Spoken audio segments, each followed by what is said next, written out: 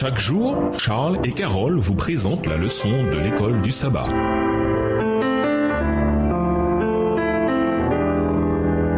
Bienvenue dans notre émission Dieu nous parle. Nous voyons de mardi, Abraham et Lot. Lisons Genèse 13, versets 1 à 18. Que nous enseigne cette histoire sur l'importance du caractère. Genèse 13, versets 1 à 18. Abraham remonta l'Égypte vers le midi, lui, sa femme et tout ce qui lui appartenait, et Lot avec lui. Abraham était très riche en troupeaux, en argent et en or. Il dirigea ses marches du midi jusqu'à Béthel, jusqu'au lieu où était sa tente au commencement, entre Béthel et Haï, au lieu où était l'autel qu'il avait fait précédemment. Et là, Abraham invoqua le nom de l'Éternel. Lot qui voyageait avec Abraham avait aussi des brebis, des bœufs et des tentes. Et la contrée était insuffisante pour qu'ils demeurassent ensemble, car leurs biens étaient si considérables qu'ils ne pouvaient demeurer ensemble. Verset 7. Il y eut querelle entre les bergers des troupeaux d'Abraham et les bergers des troupeaux de Lot. Les Cananéens et les Phérésiens habitaient alors dans le pays. Abraham dit à Lot, qu'il n'y ait point, je te prie, de dispute entre moi et toi, ni entre mes bergers et tes bergers, car nous sommes frères. Tout le pays n'est-il pas devant toi? Sépare-toi donc de moi. Si tu vas à gauche, j'irai à droite. Si tu vas à droite, j'irai à gauche. Lot leva les yeux et vit toute la plaine du Jourdain, qui était entièrement arrosée, avant que l'Éternel eût détruit Sodome et Gomorrhe. C'était jusqu'à Soar, comme un jardin de l'Éternel, comme le pays d'Égypte. Lot choisit pour lui toute la plaine du Jourdain, et il s'avança vers l'Orient. C'est ainsi qu'ils se séparèrent l'un de l'autre. Abraham habita dans le pays de Canaan, et Lot habita dans les villes de la plaine,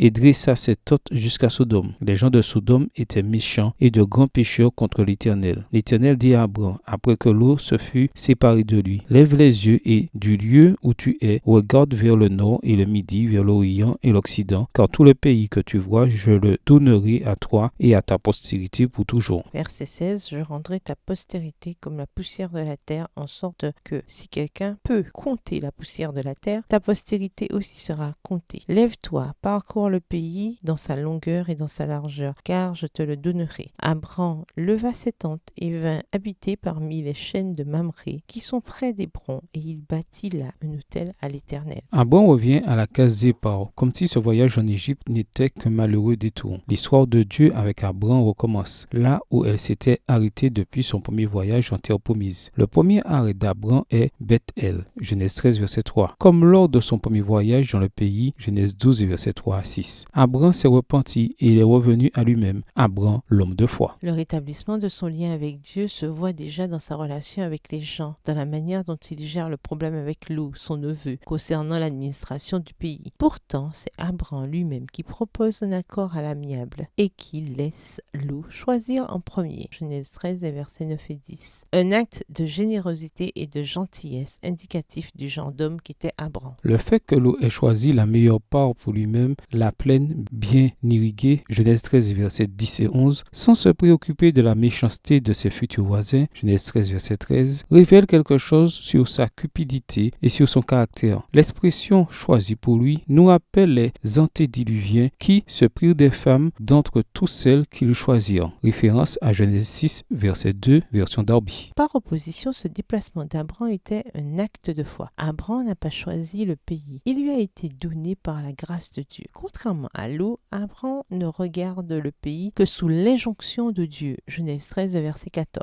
C'est seulement quand Abraham se sépare de Lot que Dieu lui parle de nouveau. Genèse 13, verset 14. En fait, c'est la première fois que la Bible relate que Dieu parle à Abraham depuis son appel à Our. Lève les yeux, je te prie, et regarde, depuis le lieu où tu es, vers le nord, vers le sud, vers l'est et vers l'ouest. Tout le pays que tu vois, je te le donnerai, à toi et à ta descendance, pour toujours. Genèse 13, versets 14 et 15. Dieu invite ensuite Abraham à parcourir ce pays dans un acte d'appropriation. Parcours le pays en long et en large, je te le donnerai. Genèse 13, le verset 17. Le Seigneur cependant dit clairement que c'est lui, Dieu, qui le donne à Abraham. C'est un don de la grâce, qu'Abraham doit s'approprier par la foi, une foi qui conduit à l'obéissance. C'est l'œuvre de Dieu seul qui entraînera tout ce qu'il a promis à Abraham ici. Référence à Genèse 13, versets 14 à 17. Comment apprendre à être gentil et généreux avec les autres, même quand eux ne le sont pas avec nous? Au revoir. Et à demain si Dieu veut.